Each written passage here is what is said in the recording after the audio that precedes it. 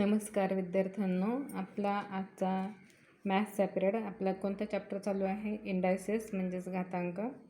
तुमच्या म्हणण्यानुसार मी बोर्डाच्या तुमच्या स्कॉलरशिपच्या पुस्तकातले काही एक्झाम्पल्स तुम्हाला घेणार आहे. थोडेसे तुम्हाला अवघड वाटतात म्हणून. बघा, आजचं फर्स्ट एक्झाम्पल तुम्ही नंतर बुकमध्ये शोधून घ्या ते एक्झाम्पल कुठं आहे, मी कसं सॉल्व करून दिलं आहे ते. फर्स्ट एक्झाम्पल बघा आजचं. 64 raised to 3 into 125 raised to 4 divided by 5 raised to 5 into 2 raised to 2 is equal to 2 raised to x into 5 raised to y असं आहे. तर x प्लस वायची किंमत काढा. इंडेक्स आहे. आता आपल्याला थोडेसे क्यूब आणि स्क्वेअर जे आहे ते पाठच असले पाहिजे.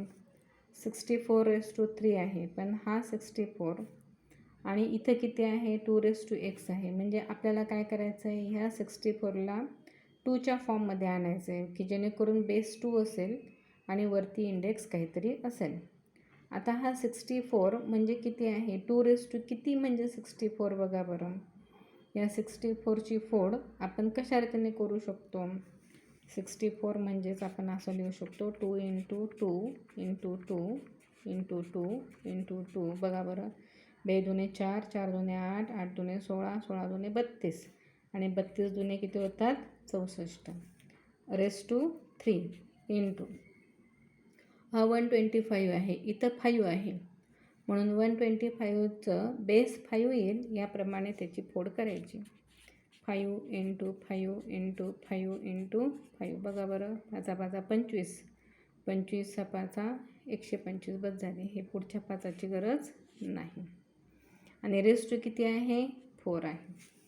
आणि हे सगळं divided by 5 raised to 5 into 2 raised to 2 is equal to 2 raised to x into 5 raised to y. हे असं आहे. आता बघा आपण काय काय केलं. हे 2 raised to किती झालेत? 6 raised to आहेत. म्हणजेच किती झाले हे? 2 raised to 6 raised to 3 into हे किती झाले? 5 raised to 3 आणि raised to 4 divided by 5 raised to 5 into 2 raised to 2 is equal to 2 raised to x into 5 raised to y. आता हे किती झाले बघा. कोणता रूल वापरणार आहे ते? a raised to m raised to n. लक्षात येतो की नाही कोणता रूल वापरायचा आहे ते? काय दिसतं तुम्हाला इथे? a raised to m raised to n equal to काय असतं? a raised to m into n. हा रूल आहे आपल्याकडे. मग ह्या रूलनुसार हे किती होतील? 2 raised to 6 into 3 18 into 3 raised to 3 into 4 4 त्रिक 12 भागिले 5 raised to 5 into 2 raised to 2 equal to 2 raised to x into 5 raised to y. आता इंडेक्सचा परत डिव्हिजनचा रूल आपण वापरू. इथे 2 raised to 18 आहे आणि हे 2 raised to 2 आहे. हे 2 raised to 2 जे आहे ते वर जाताना प्लसच्या ऐवजी काय होतील? ते मायनस होतील. म्हणजेच 2 raised to 18 into 2 raised to हे जे 2 raised to आहे 2 ते हे 2 raised to -2 होतील. आणि आता हे 5 raised to 5 raised to 12 आणि हे किती आहेत? 5 raised to 5 पण इथं प्लस आहेत, वर जाताना काय होतील? ते पण मायनस होतील. 5 raised to -5 is equal to 2 raised to x into 5 raised to y.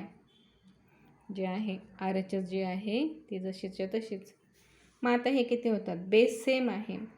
मग इंडेक्सची काय करायची? ॲडिशन मी डायरेक्ट लिहिते आता. 2 raised to 18 minus 2 म्हणजेच किती झाले?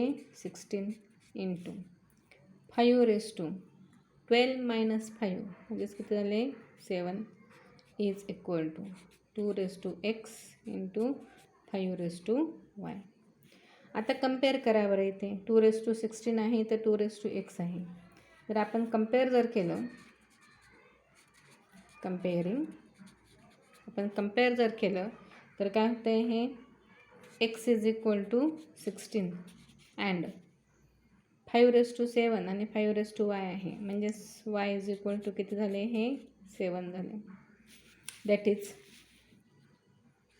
x plus y is equal to 16 plus 7, 16 अधिक 7 किती झाले, 16 आणि 7 23, 23. हे झालं आपलं ॲन्सर. बरोबर आहे. पुढचं एक्झाम्पल घेऊ आपण. बघा कसली व्हॅल्यू काढायची आहे. Square root of 6⁻² plus 2 into 6⁻² plus 2 divided by 6². Square root दिसते म्हणून काय घाबरून जायची गरज नाही. फक्त जसं दिसतं आहे तसं सॉल्व करत राहायचं. बेस 6 आहे, याचा पण बेस 6 आहे. मग बेस जर सेम असेल तर आपण इंडेक्सशी काय करतो, ॲडिशन करतो. म्हणजेच ॲडिशन करताना आता बघा मी काय केलं आहे. स्क्वेअर रूट ऑफ 6 इंडक्शन म्हणजे जे बेस सेम आहे म्हणून इंडेक्सशी काय करून टाकली, ॲडिशन. 2m प्लस 2 आणि हे -2m प्लस 2 प्लस 2m आणि -2m कॅन्सल. म्हणजेच किती उरले, हे square root of 6⁻² plus 2 4 divided by 6² किती येते हे बघा, डिवायडेड बाय 6² आणि हा 6⁻4 आहे. हा 6² वर गेल्यानंतर काय होईल, हा प्लसचा मायनस 6⁻4 इंटू 6² मायनस होईल. पण पुन्हा इंडेक्सशी काय करा, ॲडिशन, कारण बेस सेम झाला. म्हणजेच it is square root of 6⁻4 - 2 that is equal to square root of 6². Square root of 6² म्हणजेच याची व्हॅल्यू किती आहे, 6. ओके. So simple example. खूपच सिम्पल असतात, फक्त आपल्याला दिसायला ते एक्झाम्पल अवघड दिसतात. पुढचं थर्ड एक्झाम्पल बघा काय आहे. 3⁹ इंटू 3⁻⁻5. बघा 3⁹ into 3⁻⁻5 all this raise to x is equal to 27. Find x. हे पुन्हा सिम्पल आहे एक्झाम्पल, फक्त सॉल्व करत राहायचं. 3⁻⁹ आणि 3⁻⁻5 बेस सेम झाला की नाही, म्हणजेच हे किती होतील, हे 3⁻⁹ - 5 इज इक्वल टू 27. 3⁻⁹ - 5 म्हणजेच किती झाले, हे 3⁻⁹ - 5 4⁻x is equal to 27.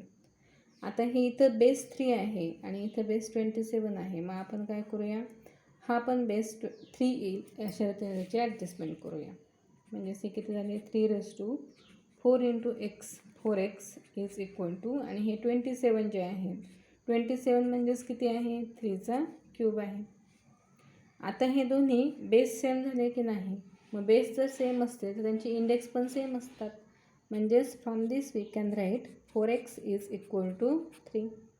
As 4x is equal to 3, x is equal to, या 4ला RHSला शिफ्ट करा, 3/4 ही झाली एक्सची व्हॅल्यू. बरोबर आहे.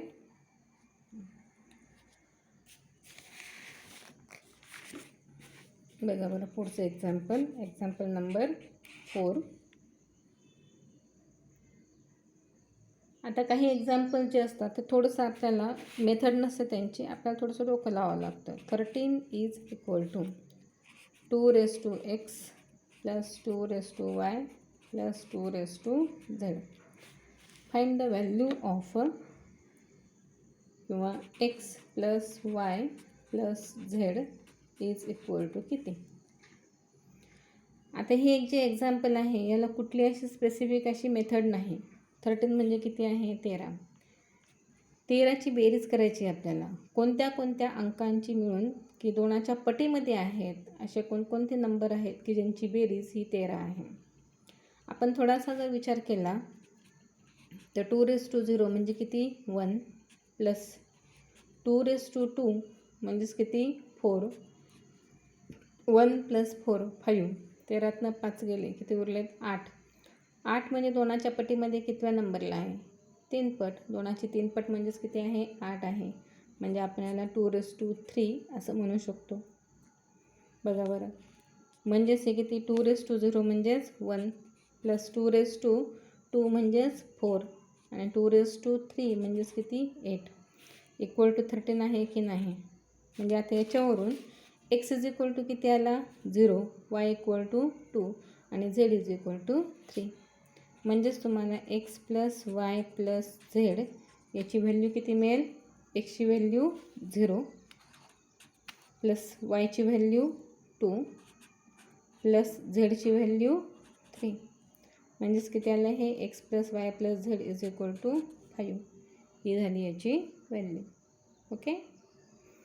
म्हणजे काही वेळेला आपल्याला मेथड कुठली वापरायची हे सांगता येत नाही. मेथड काय वापरायची ते सांगता येत नाही. पण आपल्याला अंदाज लावून एक्झाम्पल्स सॉल्व करायचे असतात. Okay. Today we will stop here. आपण इथे थांबू आज आणि उद्या मग नंतर दुसरे एक्झाम्पल घेऊ.